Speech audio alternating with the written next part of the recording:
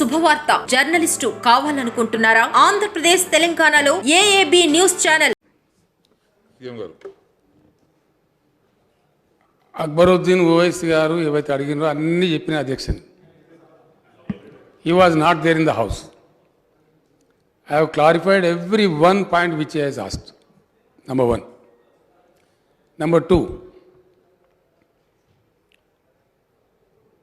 एक बात हम साफ कह दिए हैं और कहते भी रहेंगे, कहेंगे भी, इसमें आपको कोई शक की जरूरत नहीं.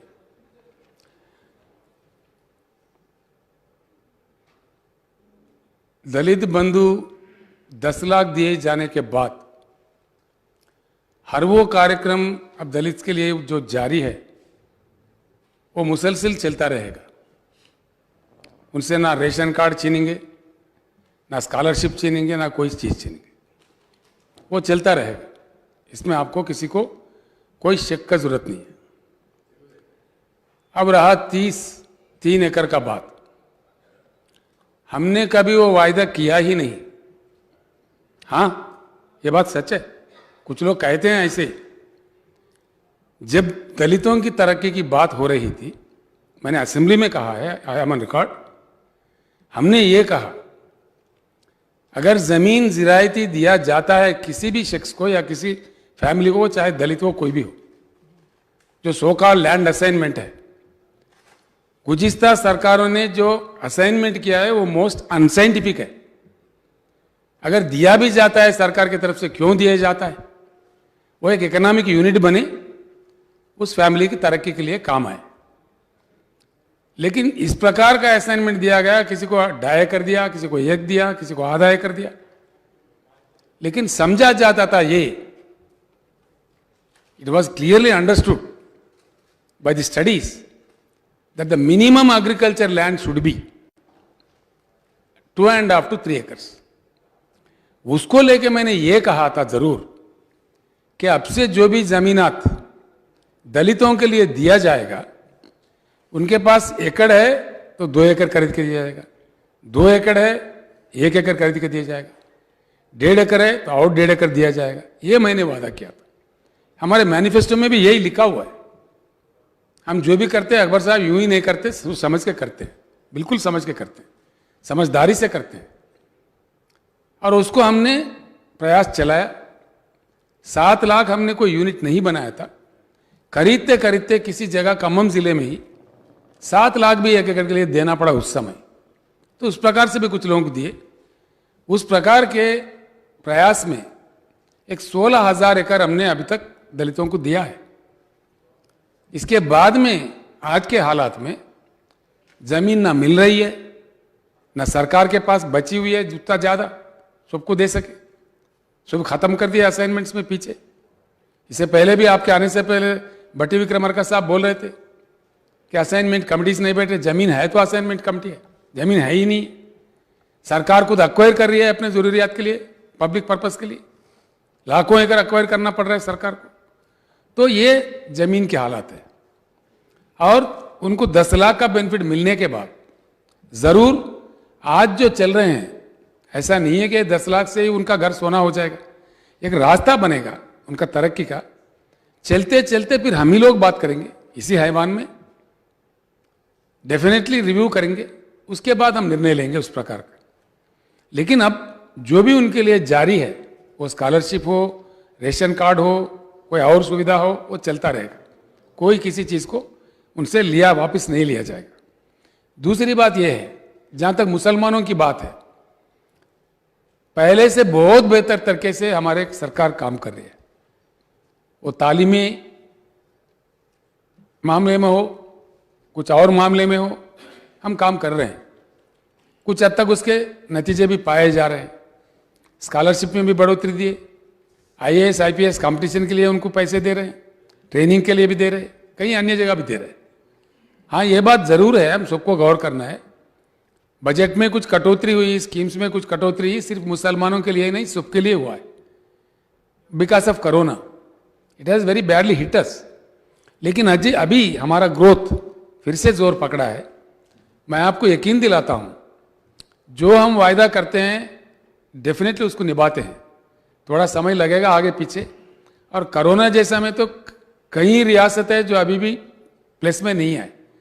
हम खुशकिस्मत लोग हैं, हम प्लस में आ गए हैं, अभी तरक्की जोर पकड़ा है। तो हम प्रार्थना करेंगे खुदा से, भगवान से, कि ये जारी रहे और फिर से हमारे कार्यक्रम जो तय कर रहे थे देने के लिए वो देंगे। और दूसरी बात यह है, मुसलमानों को भी दलित बंधु जैसा कार्यक्रम आएगा, जरूर आएगा। थोड़ी सी सब्र की जरूरत होती है। सबसे बॉटम लाइन में यह बात बिल्कुल सच है, जिन कमिटियों का और उन कमिटियों का सिफारिशों का आपने जो जिक्र किया बिल्कुल सच है। चाहे वो कुंदू कमेटी हो, सचर कमेटी हो, सुधीर कमेटी हो, जो भी कमेटी है, उन्होंने साफ बताया है कि मुसलमानों के हालात भी बहुत ही खराब है, गरीब है। वहां भी सरकार का देखने की जरूरत है। हम उसी नजरिया से कार्यक्रम को शुरू किया है। आप जानते हैं बजट को भी बढ़ावा दिया है, हर चीज दिया है। आगे चल के सिर्फ मुसलमान ही नहीं, बाकी लोगों में भी जो भी गरीब से गरीब है, थोड़ी सी सब्र की जरूरत होती है। जो कि हम नया रियासत है, काम चल पड़ा है, कुछ नतीजा हमने करके दिखाया है। जो हमने कहा दिखा। बिजली की जो किल्लत थी रियासत में, उसको हटा दिया हमने। आज बिजली सबको 24 घंटा मिलता है, हर चीज को मिलता है, हर घर को मिलता है। ऐसे ही पीने की पानी की काफी किल्लत थी, उसको हटा दिया हमने। आज गांव हर तांडे में, हर जगह, जंगल में भी जो हैबिटेशन है उनको भी मिलता है, आप बखूब जानते हैं। उसी प्रकार से जो हमारे किसान, सिर्फ 12 लाख का जो हमारा उगाई थी, हमारा मतलब फसल आता था 12 हजार करोड़ का। रिजर्व बैंक ने भी बताया, केंद्र सरकार ने भी बताया, मरकज के सरकार ने भी बताया कि तेलंगाना के किसान का जो प्रोड्यूस, एग्रीकल्चर प्रोड्यूस, पैडी का वैल्यू है 50,000 करोड़ है। आज हमारे ज़राअत भी सेटल हो गया है, किसानों का खुदकुशियां भी बंद हो गए हैं। हम बहुत खुश हैं। जिस हालात में हम रियासत को लेके चल रहे हैं आपके साझेदारी से, बिल्कुल आगे भी इंशाल्लाह ऐसे ही चलेंगे और आगे भी सबके तरक्की के लिए काम करेंगे। ये मैं जरूर जानता हूँ मुसलमानों में भी काफ़ी पसमानदगी है, काफ़ी गरीबी है, उसको हटाना है, हमारा फर्ज बनता है।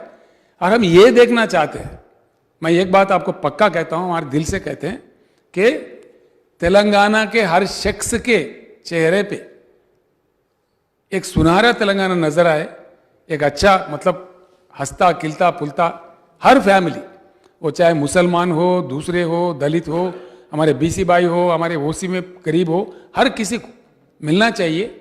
चलते चलते वो हो जाएगा। सब्र की ज़रूरत होती है। अब दलितों के लिए आपने एक सवाल पूछा मुझे, हमारे जो सर्वे हुआ था उसके मुताबिक हमें ये फिगर मिला है कि हमारे 1,03,00,000 फैमिलीज तेलंगाना में है, जिनमें से 17.5% दलित फैमिलीज है। यानी कि 17 लाख के ऊपर 18 lakh, near to close to 18 lakh दलित फैमिलीज है। क्राइटेरिया आप पूछ रहे थे, सिर्फ दलित होना ही क्राइटेरिया है। जिस किसी को छोटी मोटी नौकरी है, उन्होंने उतना अमीर तो नहीं बन गया, तो इसलिए द क्राइटेरिया हमने रखा कि दलित फैमिली होना चाहिए। सिर्फ दलित है तो बस है। दूसरी बात यह है, कुछ अच्छे भी दलित लोग हैं हमारे पास जो हुजूराबाद सेगमेंट में हम अमल कर रहे हैं। एक इंसान का नाम है मिस्टर सोटाला मोहन राव, दलित है। दूसरा शख्स का नाम है कर्रे नरसिम्हा स्वामी।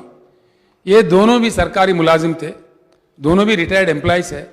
उन्होंने गिव इट अप कर दिए, हमसे बेहतर किसी को और को दीजिए, इसलिए कि हम ऑलरेडी धनवान हैं। ऐसे दलितों में कुछ धनवान लोग होंगे, they will certainly come forward. दलित IAS ऑफिसर होंगे, दलित बिजनेसमैन होंगे, they will not take this.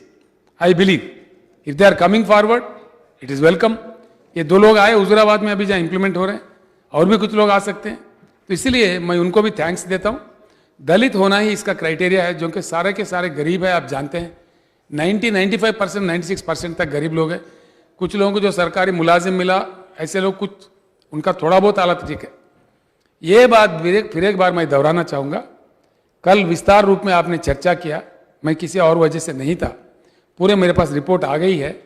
जो जो बातें आपने रखा था हैवान में, उन सारे चीज़ों पे गौर करेंगे और आपसे डिस्कस भी करेंगे। मुझे एक मीटिंग भी बुलानी है कुछ दिनों में, मीटिंग में भी विस्तार रूप से हम बात करते हैं। जो काम निकल गया है ठीक है, जो बात रह गया है उसको किस प्रकार से निपटाया जाए, चाहे वो पुराने शहर के हो, हमारे मुसलमानों के मसाइल के ताल्लुक से हो, ज़रूर इन चीज़ों पर गौर करेंगे।